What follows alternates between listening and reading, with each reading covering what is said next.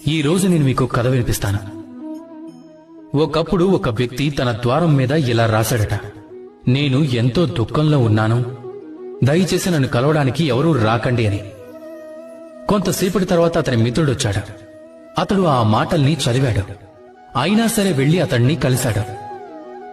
అతను ఏమన్నాడంటే, నాకు చదవడం రాదు, కానీ నీ మనసులో ఉన్న దుఃఖాన్ని చదవటం మాత్రం నాకు బాగా వచ్చు అని అన్నాడట.